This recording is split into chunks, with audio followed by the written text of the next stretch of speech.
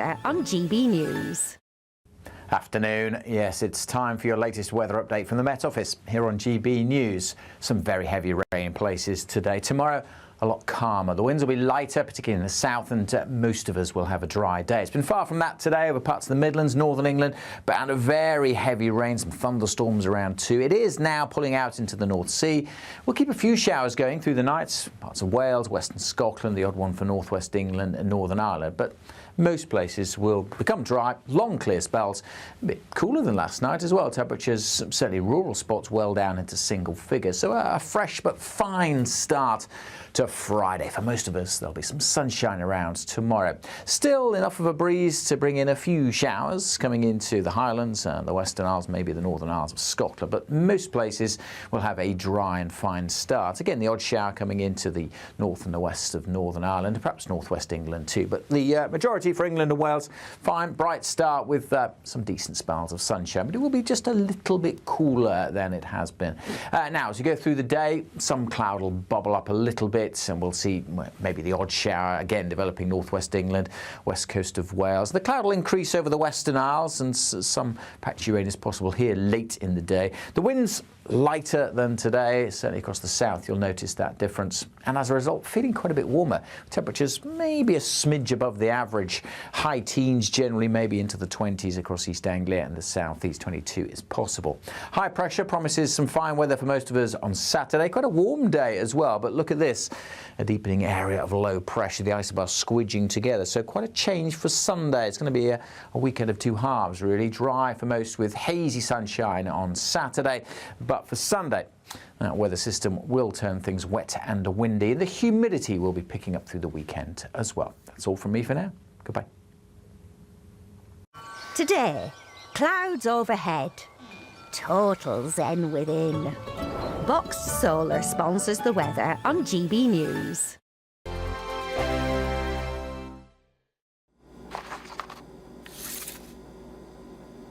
Crash Law 24 sponsors GB News Traffic and Travel Report. Good evening. This is the latest AI travel news from GBNews.com. The M74 has southbound restrictions at junction 14 due to a vehicle fire. Motorists should approach cautiously and allow extra travel time. In Kingston upon Hull, a road collision on the A63 westbound between junctions A1166 and A15 has led to lane closures until tonight. The M60 anti-clockwise entry slip at junction 13 is closed. On the M23 in Surrey, a broken down vehicle between junctions 9 and 8 caused a lane closure. And on the trains, East Midlands Railway faces delays between Bedford and Luton Airport Parkway. For more travel news, go to gbnews.com. Crash Law 24 sponsors GB News Traffic and Travel Report. It's our biggest Great British giveaway to date. You could be driving away with this brand new Benamar Primera motorhome. This 4-berth home from home comes complete with integrated kitchen and bathroom areas and has all of the tech you'd expect from the latest 2025 model. We'll also give you an incredible £30,000 in tax-free cash to make sure that any adventures you take in your new motorhome are taken in style. For a chance to win, text WIN to 63225. One entry costs £2.50 plus one standard network rate message, or text BONUS to 63225. 5 entries cost £5 plus one standard network rate message. Go to gbnews.com/win. Entries start at £2.50. Call 0903 686 3232. Calls cost £2.50 plus your network access charge. Or post your name and number to GB16 PO Box 8690 Derby DE1 9TT. UK only. Entrance must be 18 or over. Lines close at 4 p.m. on the 31st of October. Please check the closing time if listening or watching on demand. Westminster's full of talk, but out here, it's the real world. Am I allowed to talk now? No, that's it. This is where it matters, real people and real lives. That's what politics is all about. In fact, has Trump made a good start? No. Straight answers, no spin, and just a couple of pints. How many fingers have I got up? About 10. So join me for Lee Anderson's Real World every Friday at 7 p.m. only on GB News. The People's Channel, Britain's news channel.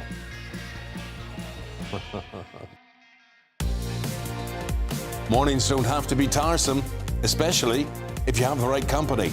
Wake up to news as it happens, opinion and debate, and of course, a little bit of entertainment too. Because when the kettle's on, we're on. That's Breakfast on GB News, a show worth waking up for. Every morning from 6 a.m. Only on the People's Channel, Britain's news channel. We'll spread the news, you spread the word.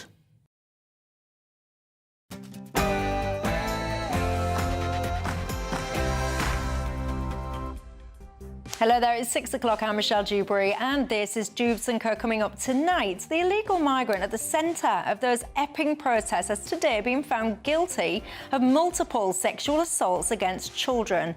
I will take you live to Epping.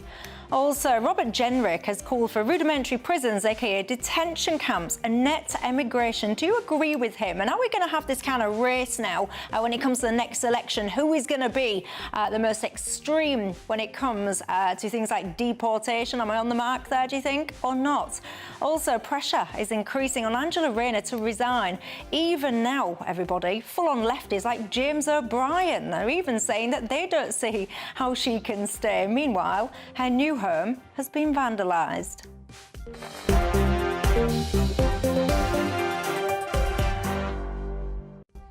I've got all of that and lots more. Keeping me company, my panel tonight, I've got Charlie Downs, the writer for the Daily Mail, and Joe Phillips, the journalist and former political advisor. Before we get stuck in, let's cross live and give you your 6 o'clock news headlines.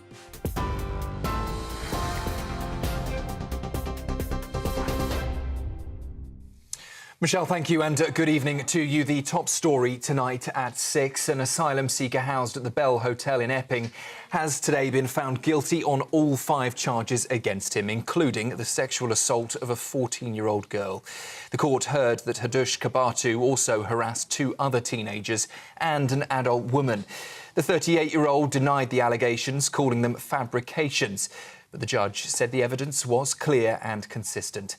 Kabatu will be sentenced on the 23rd of September, with the court warning an immediate prison term is likely. His arrest earlier this summer triggered protests and counter-demonstrations outside the hotel, where our national reporter Charlie Peters will be for us later today.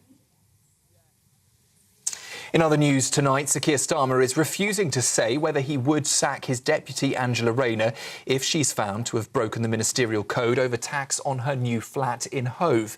The Prime Minister says he will, of course, act on the findings of his independent standards advisor after Rayner admitted she underpaid stamp duty.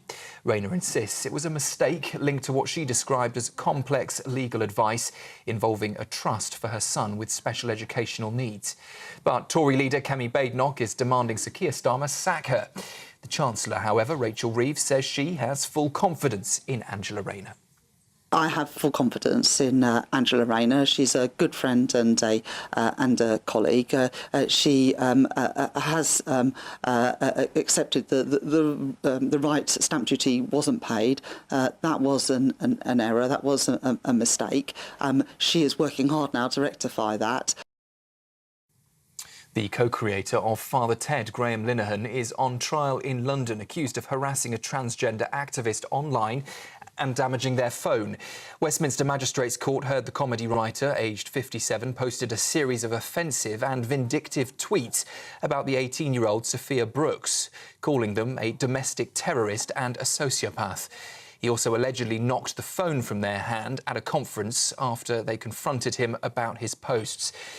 Miss Brooks told the court that she was left alarmed and distressed. Linehan has pleaded not guilty to harassment and criminal damage, and he insists his social media activity was in the public interest and claims he acted in self-defence when the phone incident happens. That trial is continuing. In London earlier this morning, 17 people were injured after a double-decker bus crashed near Victoria Station. The Route 24 service veered onto the pavement on Victoria Street, just yards from one of Britain's busiest rail hubs. 15 people, including the driver, were taken to hospital. Police, though, say none of the injuries are life-threatening. Eyewitnesses described a massive bang and seeing people screaming as the bus came off the road at speed. Police are now appealing for dashcam and mobile phone footage as their investigation continues. A former Royal Marine has denied deliberately driving into crowds of Liverpool fans celebrating the club's Premier League victory parade.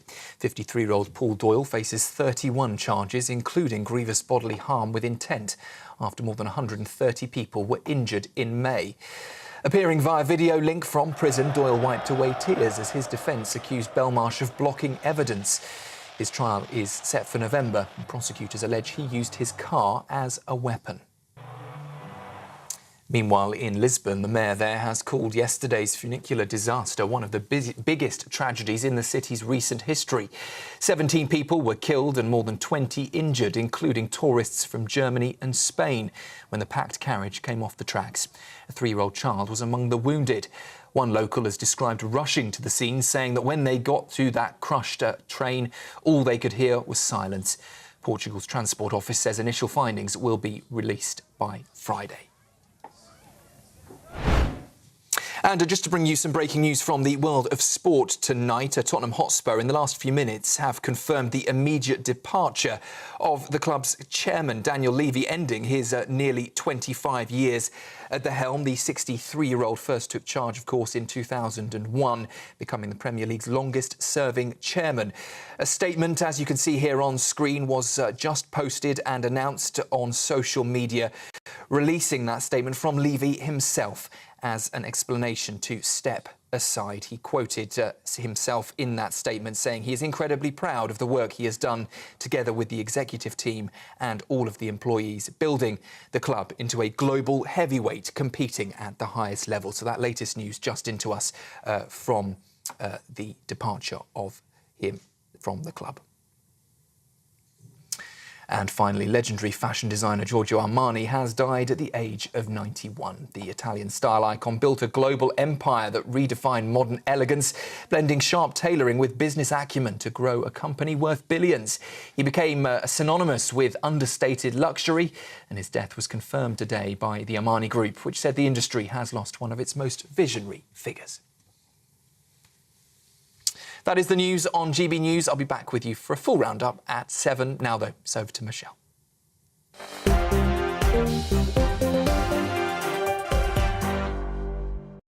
Thank you very much for that, and hello, good evening to each and every single one of you at home tonight. That was an awful story, isn't it, in the headlines there about that bus crash. Imagine just going about your daily business and that happened to you. So, of course, thoughts are with each and every single person who has been injured in that. I hope they do make a very quick recovery indeed. I'm Michelle Dewberry. I'm with you until 7 o'clock tonight. Alongside me, I've got my panel, Charlie Downs, writer for Daily Mail and the campaigns director for Restore Britain. That's Rupert Lowe's thing, isn't it? It is. There you go, everybody.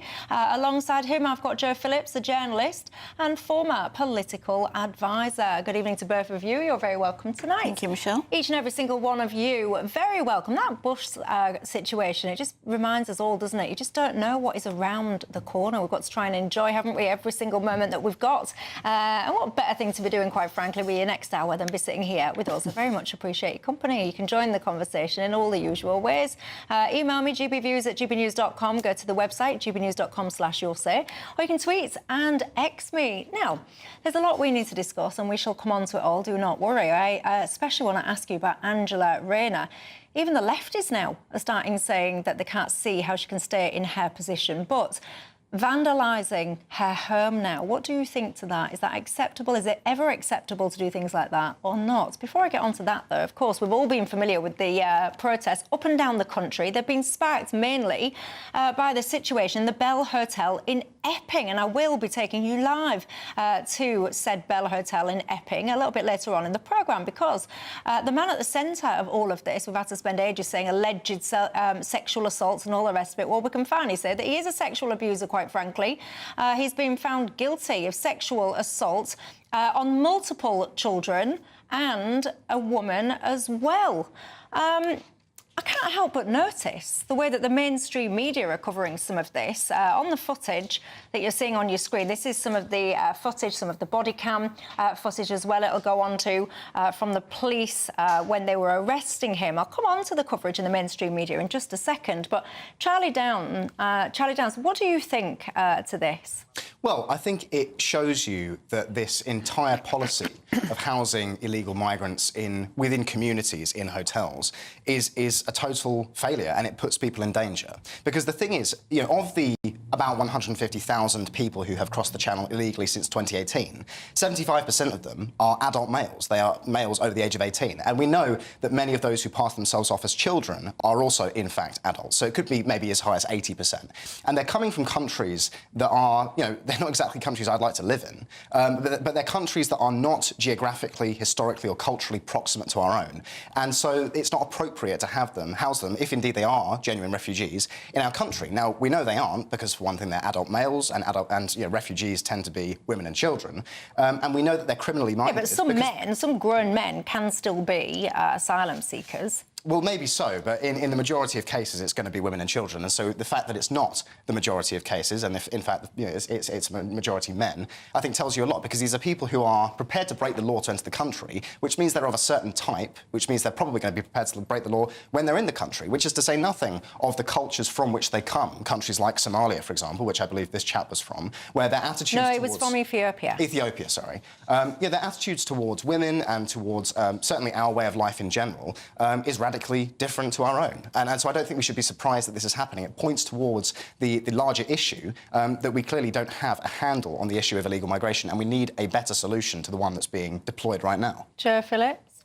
Well, first of all, I would say this is an astonishingly fast investigation. So this happened on the 7th of July. Here we are on the 4th of September. It's been taken through the court process, you know, arrest, prosecution, decision to prosecute, and now he's been found guilty, as you said, and he will be sentenced in the next couple of weeks. So I think, you know, huge credit to the people behind that, the police and the CPS, who moved very quickly to deal with this, because we do hear of very many cases where people are waiting years and years to get through the court. So I think that's really important to say.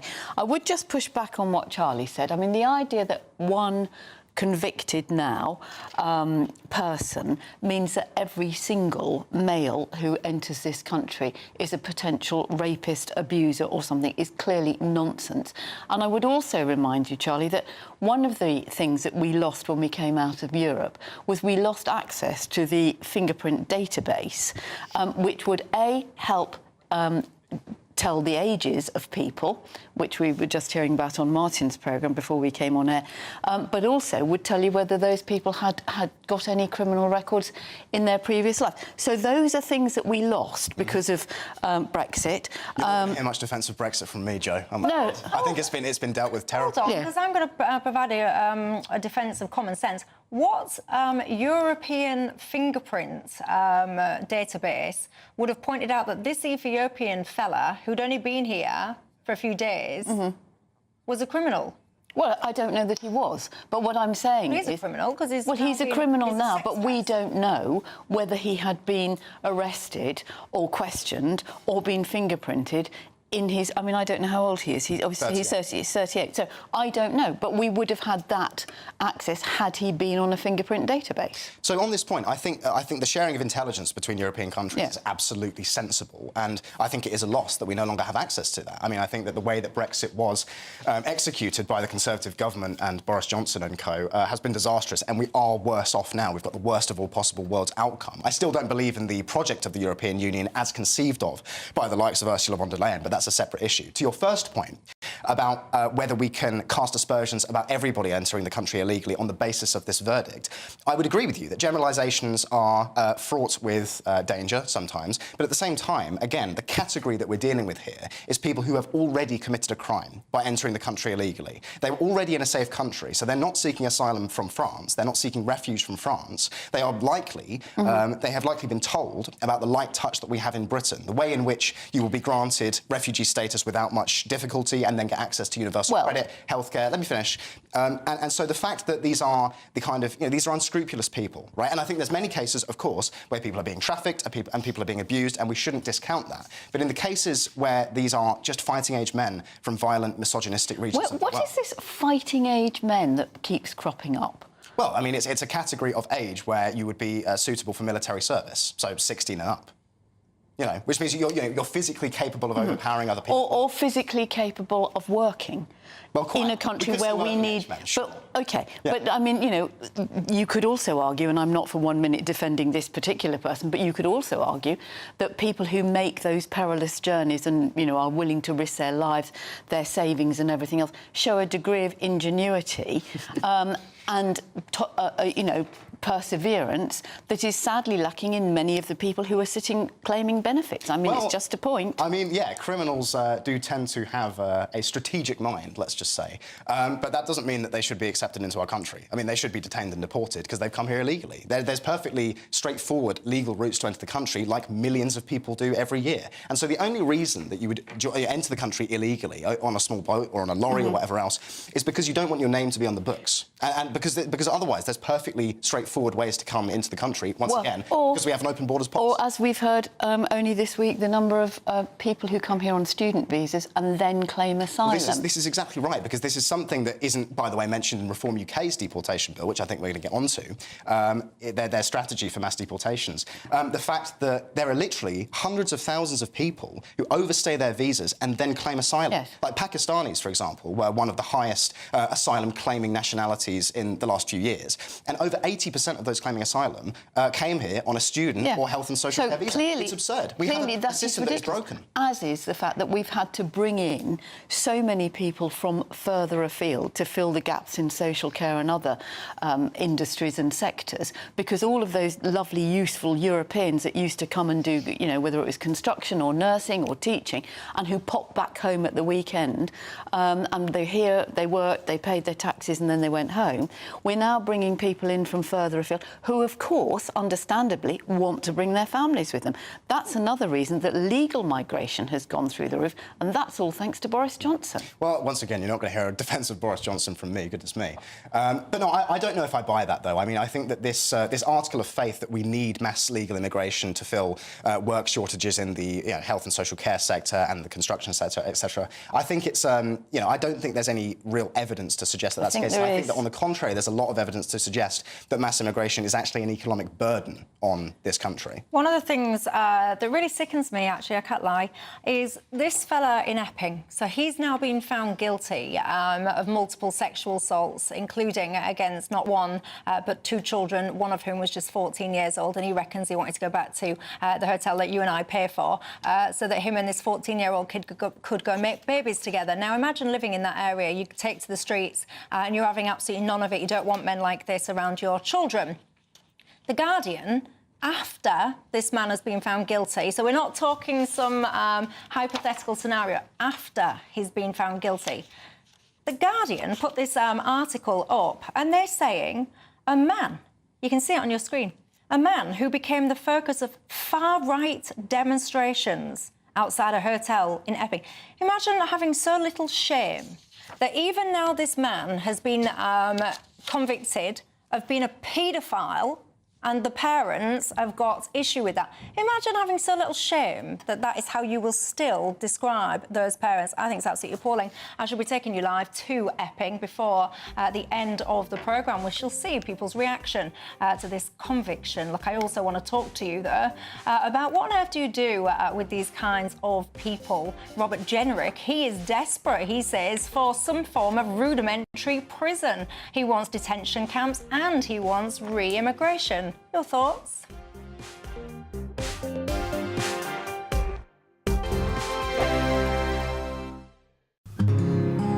This is our country, and we think it's amazing. From high tea to the high street, we love it all. Even the rain, we like that too. There's nowhere else we'd rather be. That's why we're here to be the fearless champion of Britain, its voices and its values. Because we are GB News, the People's Channel, Britain's news channel. From the school run to the home run, watch a new show for all of Britain. So he can say whatever he wants. A straight-talking show where all voices are heard.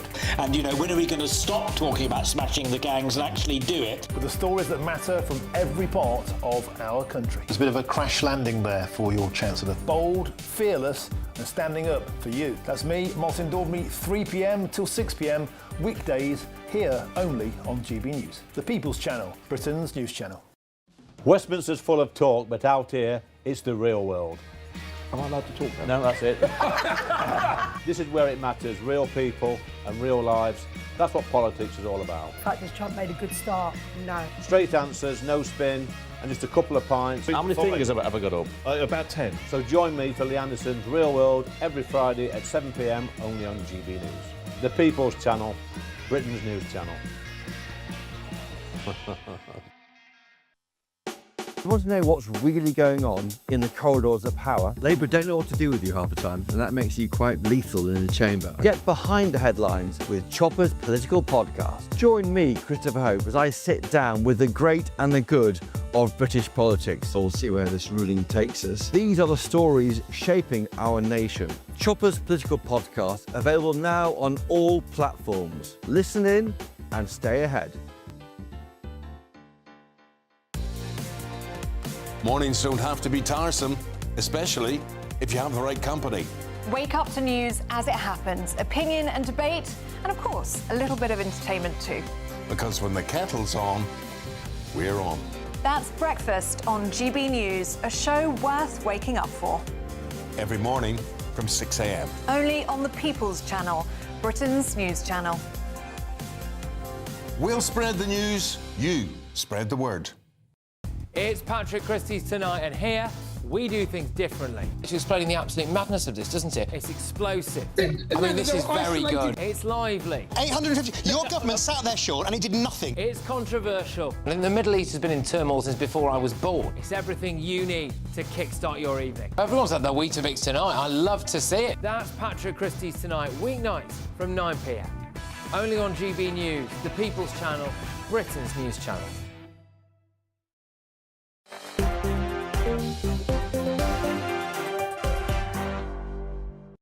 Hello everybody, Michelle Dewberry with you until 7 o'clock. I've got Charlie Downs and Joe Phillips alongside me. I will be taking you over live to Epping to get the response from those locals that even still today, after the fellow was found to be a paedophile, they're still calling those people far right. That disgusts me, I can tell you. What do you think to it? Robert Jenrick, he has been speaking out. I think we're going to have a little bit of a race up until the next election. We're going to have all of the different political leaders desperately trying to outdo each other with deportation strategies and all the rest of it, you name it. Let's revisit closer to time and see if I'm wrong, but I don't think I will be.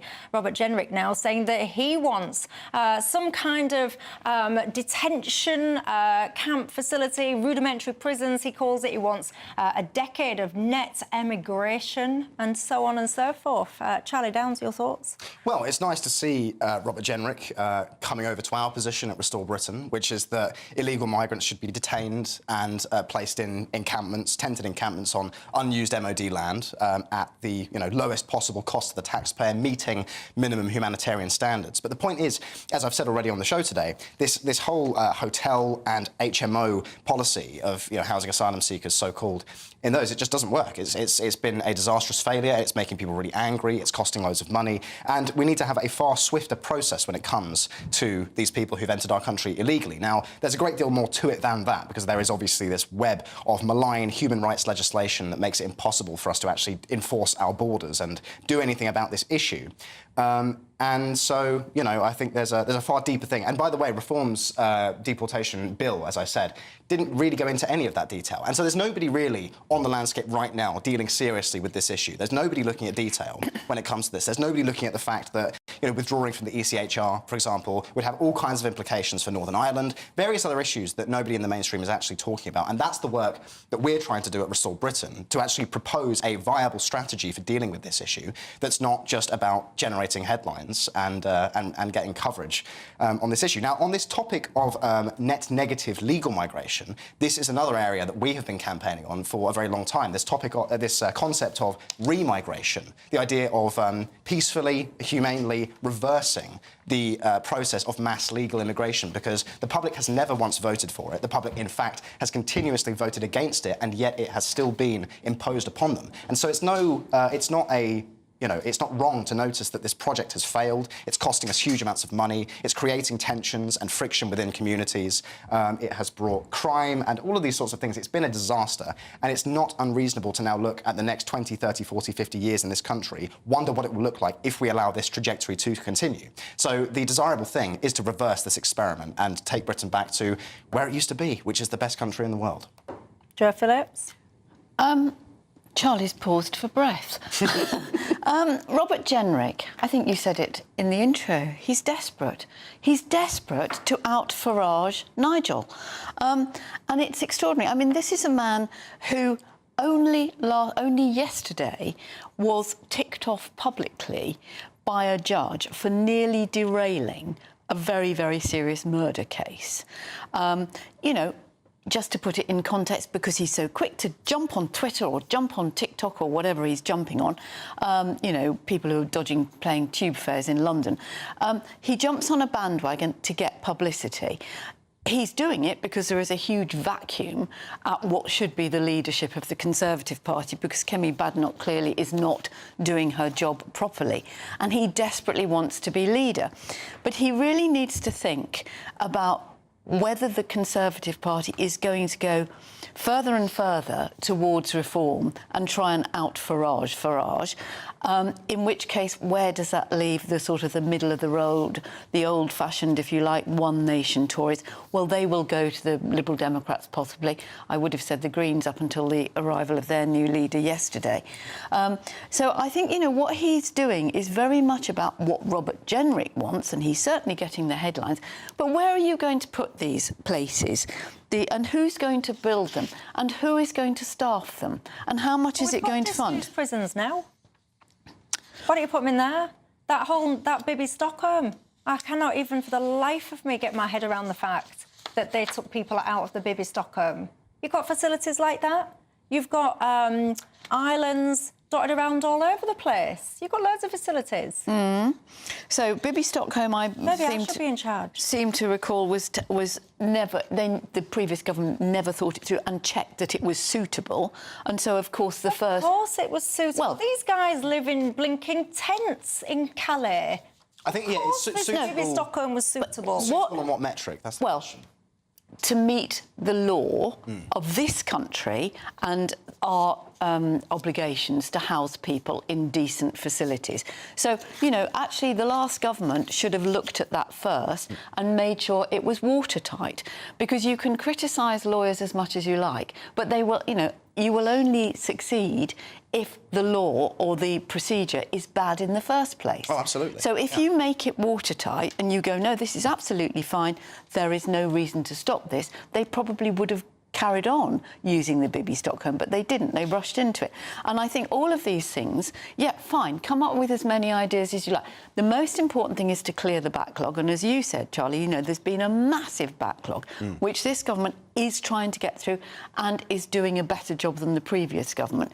But the previous government just ignored it, hoped it would go away, you know, came up with Rwanda, which was a gimmick, an expensive gimmick at that, and nothing happened. Meanwhile, people kept coming, and all the rhetoric from Priti Patel and Suella Braverman and Boris Johnson and Theresa May and Rishi Sunak and who else was there? Oh, Liz Truss. You know, all of that came to absolutely nothing. Meanwhile, the numbers continued to increase. So it's all very well Robert Jenrick coming up with this idea. He could have come up with that idea when he was in government. That's the interesting point. So I asked Robert Jenrick to come on to this programme down the line if he preferred, because these are the questions that I wanted to put to him. The rhetoric is very interesting. It will prick people's ears up and all the rest of it. But the facts of the matter are, when we're talking about the changing landscape of this country has changed beyond recognition in certain parts of this country. And we are on a direction of travel that this country, if you think it's changed now, fast forward a few decades, fast forward a few decades more, and let's see, shall we, what this country looks like and how enjoyable of a place it will be. But it was the Tories that accelerated all of this. It was Johnson. It was Johnson who was the primary architect of yes. this. Well, because in fact, Cameron, an architect requires some sort of energy and some plan. He was too lazy and too idle to do anything bad. So did Robert Jenrick say, I don't want to come on your programme, Michelle? They politely declined to come on the programme. But it was David Cameron that we can all remember, the tens of thousands. Do you remember that, ladies and gents? Tens of thousands? The tens of thousands that just spiralled and spiralled and spiralled. And I still feel to this day nobody in political office has truly been accountable for the change that they have forced upon this country, as you referenced, against the direct democratic wishes, time and time and time again of the electorate. And the fact that honestly, it gives me goosebumps. The fact that the mainstream media have the absolute audacity to call people far right and criticise and all the rest of it when they simply are going on to their local communities and saying we do not want our children to be put at increased risk. And don't start telling me you've got all of these wrong uns. People get in touch with me and say, oh, Michelle, did you see the 40% or whatever it was of some of the protesters after Southport? They had domestic violence convictions. Yes, I saw that. Yes, I hate domestic violence. And that is all the more reason why you shouldn't import any more wrong-uns into this country. What do? You vote for lower immigration repeatedly. They don't do it. You follow all the steps in the manual that you're supposed to follow as a respectable member of society. They still don't listen to you. They do the direct opposite. What do you do? But you would also go back, just, you know, when you're putting the blame at all of those previous Tory government's leaders, if you like, going back to David Cameron, who was a complete coward because he was frightened into holding a referendum and he thought, oh, it'll be fine. He had no plan. Boris Johnson had no plan. And we have been in a total mess ever since. And you're absolutely right, Michelle. None of them has taken the blame. But back to Robert Jenrick. He was in government. He was an immigration minister. He would say, if he was sitting here now, well, I tried, you know, I pushed back. I wanted us to have more controls. And ultimately, he would say, that's why I left that role. Well, then you'd say, well, then you're not fit to be Tory leader, which is clearly what you want. I'll pretend to be Jenrick, you pretend to be me. Yeah. This is what happens, you see, if you don't come on. If you plant all these seeds, if you come on, Bobby, you know you want to. You don't fess up to them, you don't front them up, then what can we do? If I could just come in here, I think this is a crucial point, because, Jo, you keep bringing back Brexit as being one of the causes of this, and I think that Brexit has been largely a failure, and I think that the immigration that took place in the aftermath during Johnson's tenure, you know, the millions of people, 90+% of whom came from outside of the EEA and so on. The legal migration. Yeah, that's right. Yeah, absolutely. Yes. You know, that has been the so-called Boris wave. It's been a disaster, and the indefinite leave to remain that many of those people have received is going to cost us billions over the next few decades. But I think I want to take a step back from this, because this entire issue... Take a very quick step back then, because I need to go to a break in a minute. ...of legal immigration hinges on this idea, which I think entered the halls of power in the figure of Tony Blair, that human beings are essentially fungible economic units, that they can just be interchanged like pieces on a chessboard, and that nothing will be different. That culture is something that can be, you know, put on and taken off like some kind of cheap costume. It's a superficial thing. And the idea that there's nothing wrong with the massive demographic upheaval that this country has undergone and will undergo in the coming decades. I think that we have to, you know, grapple with that idea and the failure that that idea represents. Absolutely. But the other thing is that if governments had invested in proper social housing, in hospitals, in the prison service and all the other public services, people wouldn't feel so annoyed, cross and angry at seeing what they perceive as other people unfairly getting things that they themselves can't get. I don't know about that, though, because I do think that we are dealing with something deeper here, which is that we are talking about the tribes of the earth coming into contact with one another. And in every time and place where that has happened, it's never ended well, quite frankly. I think the tribal belonging is a real thing. It's an eternal thing. You know, the tribe as a human structure is inescapable. And so when you have multiple tribes, often very you know, ones that are very different in terms of their culture, their cosmological, theological views, even in the cases of those who do not share Christian values. When you have those communities, those tribes, grinding up against each other in small local areas, especially when there's not a lot of money to go around, you are inevitably going to see tensions raising and eventually it's spilling over into violence, which is what I think we saw in the aftermath of Southport last year. Because what that was an expression of anger by primarily white working-class communities, not just about the Southport massacre, but about the entire project of mass immigration. But we need to be careful about the tribes that we want to support in this country. Yeah, sure. Well, I mean, you know, the tribes of Britain are the English, Scottish, Welsh and Irish. I mean, those are the tribes of the British Isles. They are the ones who have a claim to these islands. And the idea that that doesn't matter is actually tantamount to genocidal rhetoric. The idea that a people does not have a claim to their land is wrong. Well, there you go. What do you think to it all, ladies and gents? I was asking you about Angela Rayner. Have you seen the graffiti that's occurred now in her new property? She really is now coming under pressure. I'll see you in a minute.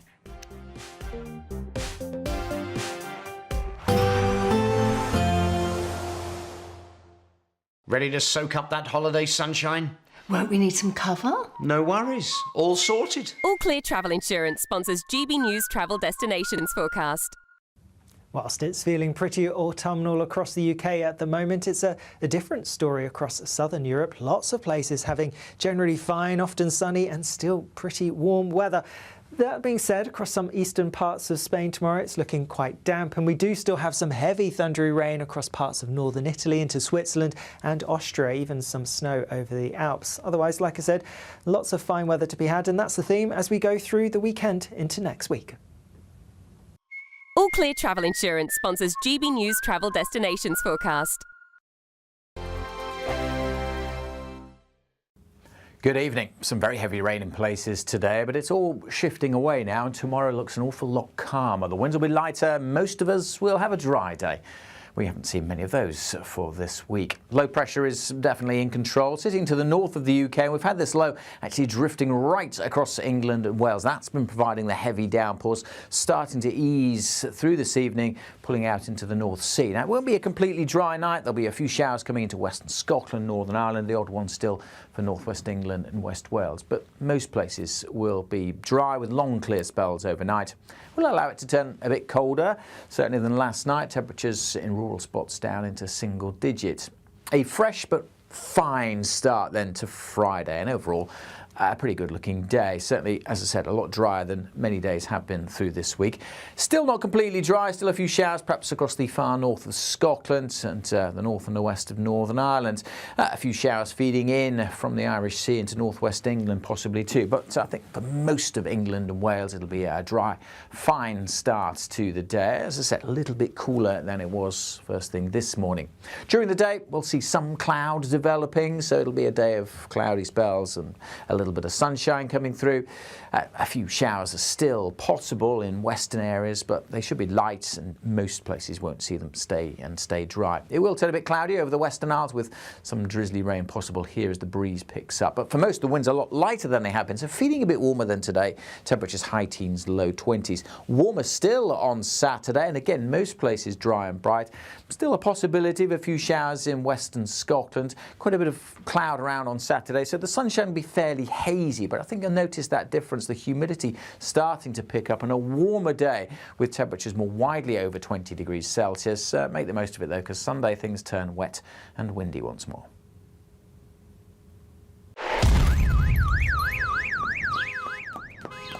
Crash Law 24 sponsors GB News Traffic and Travel Report.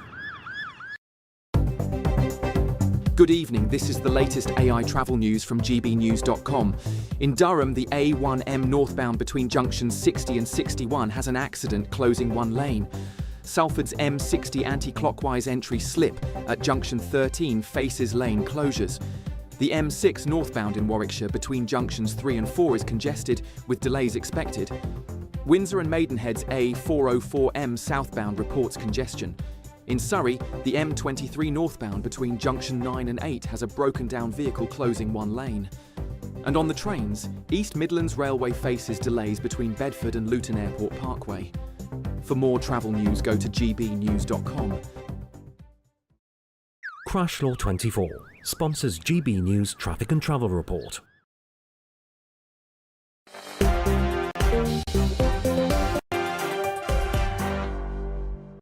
Hello everybody, welcome back to Dewbs & Co with me, Michelle Dewberry, till 7, Charlie Downs, the writer for the Daily Mail and campaigns director at Restore Britain, and Joe Phillips, journalist and former political advisor, alongside me. Lots of you guys getting in touch. Jackie, you're saying, I mean, this is just, I can't even believe that people need to point this out still. some men from different cultures do not regard women in the same way that many men, or most men, in fact all men should, regard women in this country. Yes, I hear you. Lots of people are saying, actually, the guy from Epping is being found guilty of being a paedophile. He should just be immediately deported. Well, it'll all depend, won't it, on the length of the sentence that he receives. I will be taking you live to Epping to get the response. Les says, Michelle, I've stayed on many accommodation units like the Bibby Stockholm when I was a construction worker. Those units were good enough for us, but not for these guys. I hear you. I hear you. Lots of you actually getting in touch that have done that kind of work. Questioning as well this whole notion of, you know, the kind of level of housing. Did you see those £300,000 houses? Lots of you have got in touch and pointed out that one to me as well. I hear you. I hear you. Look, Angela Rayner, we followed this story at length. You know the story by now. I was asking you, do you think she should stay? Do you think she should go? Most of you saying that you think that she should resign. Let's listen to Rachel Reeves giving her thoughts on it all today. I have full confidence in Angela Rayner. She's a good friend and a colleague. She has accepted the right stamp duty wasn't paid. That was an error. That was a mistake. She is working hard now to rectify that. All right, yeah, the next time I need someone to express full confidence in me, I'll make sure that I do not choose Rachel Reeves to do so. That was not a very convincing performance, was it? Anyway, look, Angela Rayner is coming under increased pressure. But tell me this, even if you think that she should go, do you think it's ever OK to graffiti in this way? Because her home now, the one in Hove, that has been graffitied everywhere.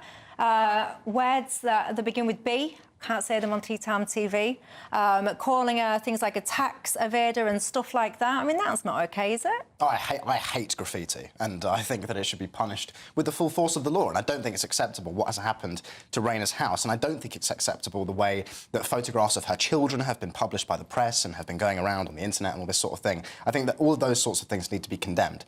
With that being said, the anger that this story has been met with, I think, is quite understandable, because, you know, I mean, for one thing, Rayner is housing minister, and she's not paid tax on her house, which looks egregious in and of itself. This especially at a time where so many of us, myself included, I mean, I've started a small business recently, and honestly, the tax burden that people are under in this country is just insane. Like, you're literally paying huge percentages of your money to the government, who then waste it on schemes and policies that don't help anybody. Yeah, well, there we go. I mean, yeah, I don't think you can accept that. It's grotesque. Yeah.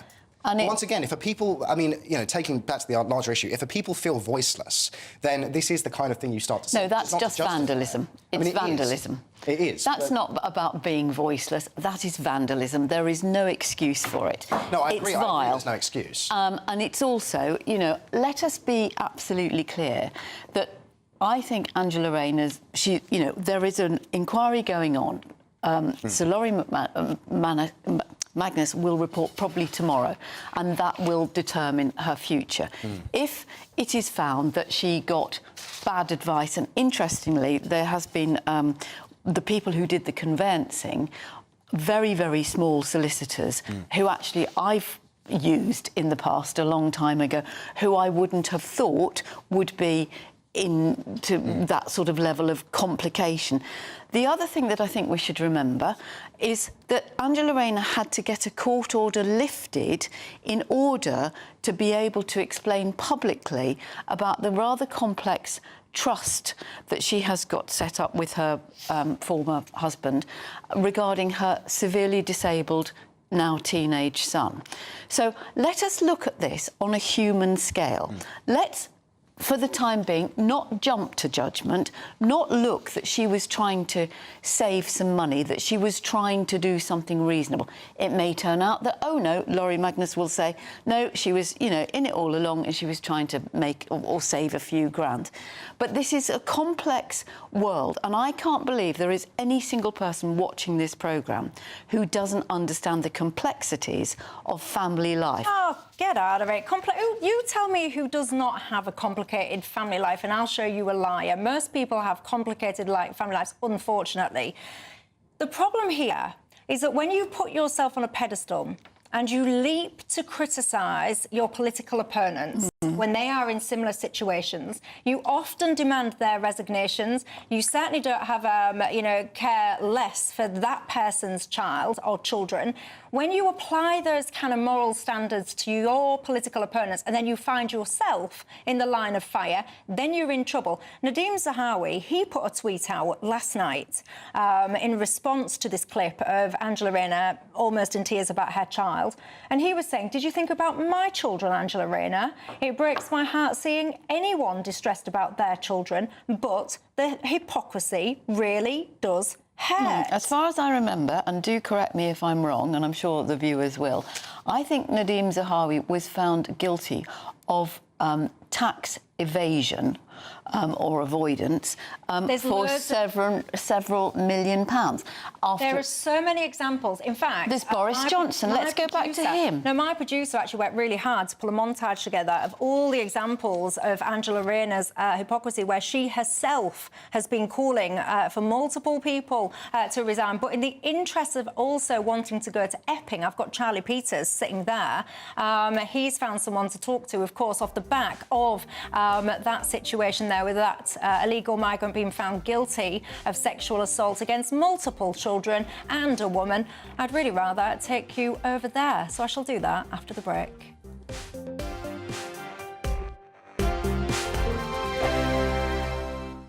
Welcome back to Britain's Newsroom with Andrew and Beth. Hello everyone, Patrick Christie is here. I'm Michelle Dewberry. Britain's News Channel. Access the stories that matter to you. Take the GB News family with you on any device, and as long as you have an internet connection. Tune in to GB News anywhere on the planet or beyond. GB News, the People's Channel, Britain's news channel. At GB News, we love to hear from you, our loyal community. So drop us a line at gbnews.com/yoursay. There, you can talk to each other and also to the presenters live on air. gbnews.com/yoursay, because GB News is your channel, Britain's news channel. It's Patrick Christie's Tonight, and here we do things differently. It's explaining the absolute madness of this, doesn't it? It's explosive. I mean, this is very good. It's lively. 850. Your government sat there short and it did nothing. It's controversial. And the Middle East has been in turmoil since before I was born. It's everything you need to kickstart your evening. Everyone's had their Weetabix tonight. I love to see it. That's Patrick Christie's Tonight, weeknights from 9 p.m. Only on GB News, the People's Channel, Britain's news channel. Join me, Nana Akwe, for an informative, interactive news programme with a difference. It's fun. No, he didn't say that, Dave. I'm so surprised. I think there's an element of truth to that. Join me from 3 p.m. every weekend, only on GB News, Britain's news channel. Westminster's full of talk, but out here, it's the real world. Am I allowed to talk now? No, that's it. This is where it matters, real people and real lives. That's what politics is all about. The fact that Trump made a good start, no. Straight answers, no spin, and just a couple of pints. How many fingers have I got up? About 10. So join me for Lee Anderson's Real World every Friday at 7 p.m. only on GB News. The People's Channel, Britain's news channel.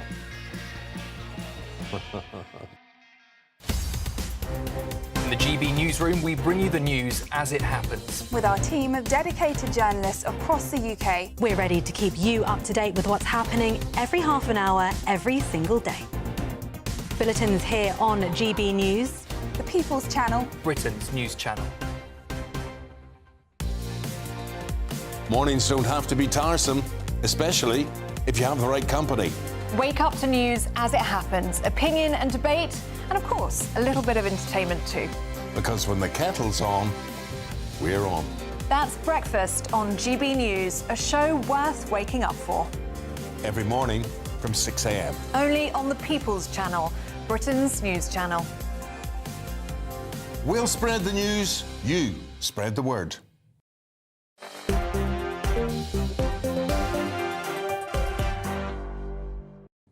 Hello everybody, welcome back to Dewbs & Co with me, Michelle Dewberry, Charlie Downs and Joe Phillips. Without further ado, let's take you back to Epping live, shall we? After that breaking news this afternoon that illegal migrant was indeed found guilty of multiple sexual offences. Charlie Peters was in the court. He's also joined by the Vice Chairwoman of Epping Forest Reform UK. Charlie Peters, take it away. Well, good evening, Michelle. Yes, the protesters have gathered in Epping just a couple of hours after that guilty verdict was delivered nearby in Chelmsford at the Magistrates' Court, where we heard the district judge there, Christopher Williams, telling the court and indeed Kabutu in the dock that his account was not consistent and that the witnesses and indeed the two victims of sexual assault, according to his 5 charges, they had been brave and come forward and accurately given an account of what had happened to them. He's been remanded into custody and will be sentenced on the 23rd of September. But I've been told here that protesters gathered from about 6 p.m, so just in the last hour, and you can see quite a significant crowd already, Michelle. People have been coming out here consistently on Thursdays and on weekends for the last 2 months now, almost in the 3rd month of these protests. And let's speak to one of the concerned parents who's been gathering. Ola Minahain, how are you? You're a Reform candidate as well in this local area, and you've been organising a lot of these protests, getting involved. What's your reaction now to those 5 guilty charges?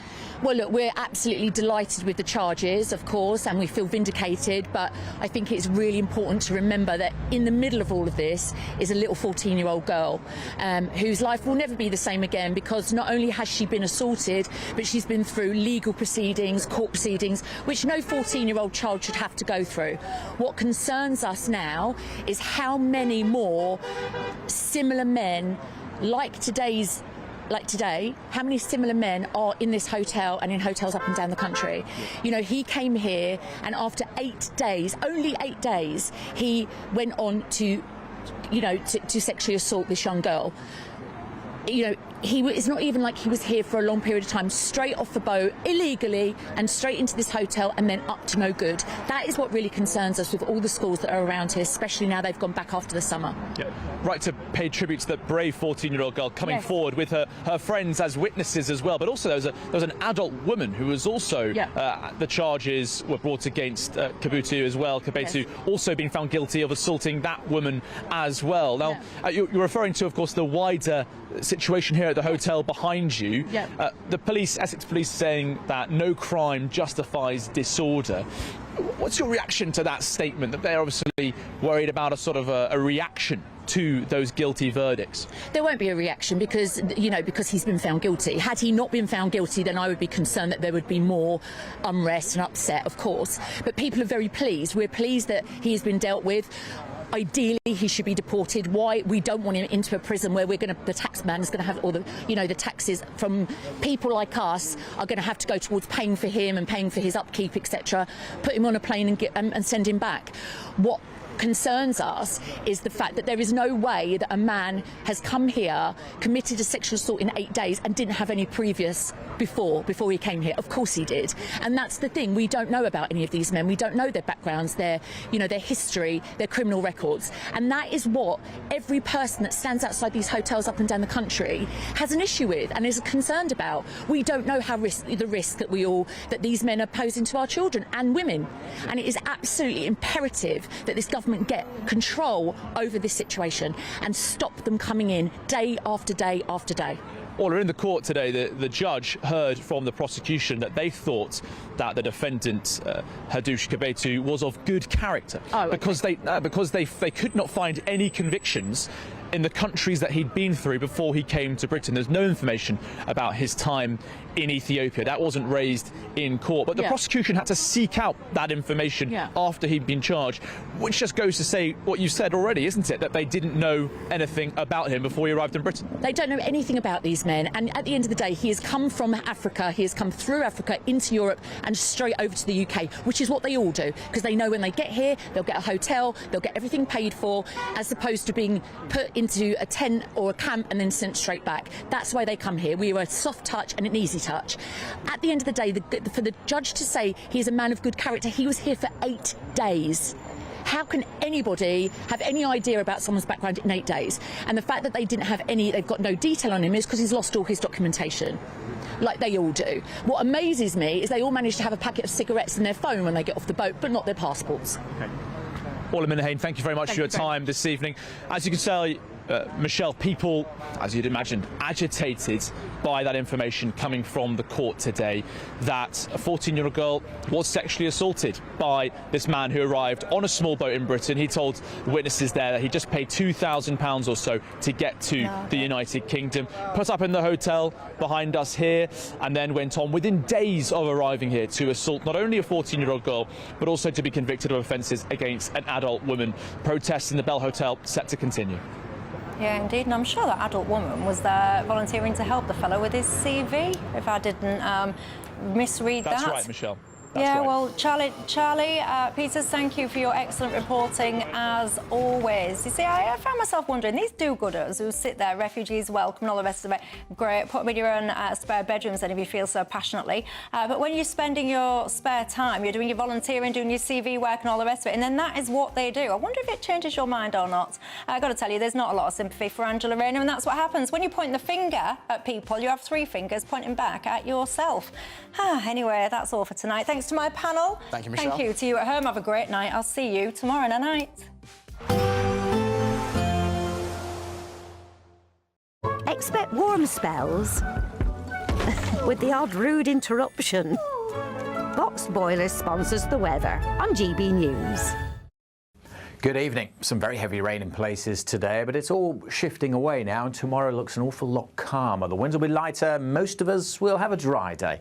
We haven't seen many of those for this week. Low pressure is definitely in control, sitting to the north of the UK. We've had this low actually drifting right across England and Wales. That's been providing the heavy downpours, starting to ease through this evening, pulling out into the North Sea. Now, it won't be a completely dry night. There'll be a few showers coming into Western Scotland, Northern Ireland, the odd one still for northwest England and West Wales. But most places will be dry with long clear spells overnight. We'll allow it to turn a bit colder, certainly than last night. Temperatures in rural spots down into single digits.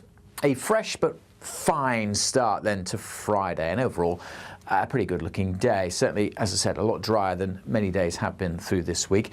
Still not completely dry, still a few showers perhaps across the far north of Scotland and the north and the west of Northern Ireland. A few showers feeding in from the Irish Sea into northwest England possibly too. But I think for most of England and Wales it'll be a dry, fine start to the day. As I said, a little bit cooler than it was first thing this morning. During the day we'll see some clouds developing, so it'll be a day of cloudy spells and a little bit of sunshine coming through. A few showers are still possible in western areas, but they should be light and most places won't see them stay dry. It will turn a bit cloudy over the Western Isles with some drizzly rain possible here as the breeze picks up. But for most, the winds are a lot lighter than they have been, so feeling a bit warmer than today. Temperatures high teens, low 20s. Warmer still on Saturday, and again, most places dry and bright. Still a possibility of a few showers in western Scotland. Quite a bit of cloud around on Saturday, so the sunshine will be fairly hazy, but I think you'll notice that difference, the humidity starting to pick up, and a warmer day with temperatures more widely over 20 degrees Celsius. Make the most of it though, because Sunday things turn wet and windy once more. Expect warm spells with the odd rude interruption. Box Boilers sponsors the weather on GB News.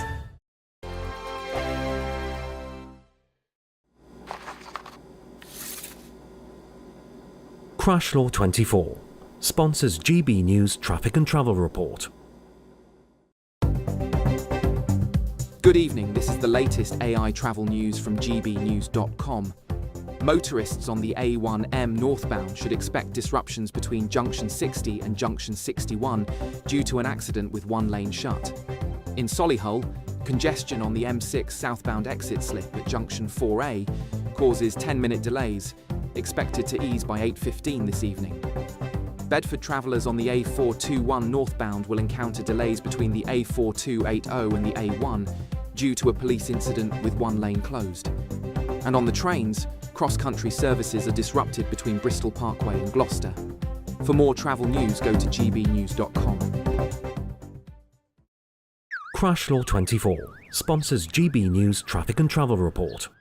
It's our biggest Great British giveaway to date. You could be driving away with this brand new Benamar Primera motorhome. This 4-berth home from home comes complete with integrated kitchen and bathroom areas and has all of the tech you'd expect from the latest 2025 model. We'll also give you an incredible £30,000 in tax-free cash to make sure that any adventures you take in your new motorhome are taken in style. For a chance to win, text WIN to 63225. One entry costs £2.50 plus one standard network rate message, or text BONUS to 63225. 5 entries cost £5 plus one standard network rate message. Go to gbnews.com/win. Entries start at £2.50. Call 0903 686 3232. Calls cost £2.50 plus your network access charge. Or post your name and number to GB16 PO Box 8690 Derby DE1 9TT. UK only. Entrance must be 18 or over. Lines close at 4 p.m. on the 31st of October. Please check the closing time if listening or watching on demand.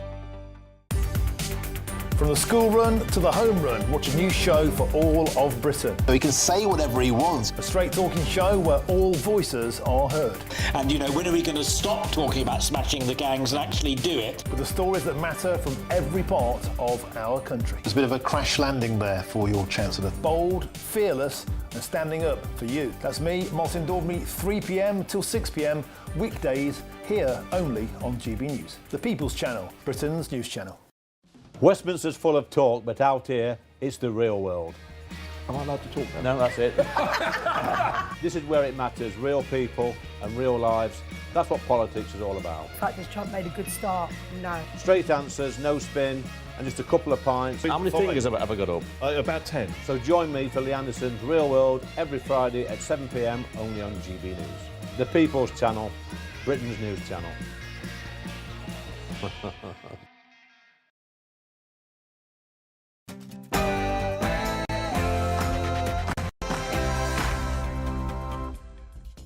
Hello and a very, very good evening to you. Welcome to Farage with me, your host tonight, Martin Dewberry. Coming up on tonight's show, shocking scenes from this afternoon when a judge ruled that a small boat illegal immigrant from Ethiopia sexually assaulted a 14-year-old girl in Epping. We'll be going live to the scene where protests continue in just a moment's time. And we've also heard in this past hour shocking new revelations. Angela Rayner's lawyers claim they've been made scapegoats, claiming they never gave the Deputy PM advice. The plot thickens. And At what point did we become North Korea? Well, I think the Irish comedy writer found that out 2 days ago at Heathrow Airport. as Nigel Farage reveals the state of free speech in the UK to US Congress, I'll be joined by the Sunday Telegraph editor Alistair Heath on his blistering assessment of the terrific decline of freedom of speech in this country. And if you thought the migrant hotel regime was a scandal, it turns out that twice as many migrants are living in private accommodation in your local communities, not the communities where the politicians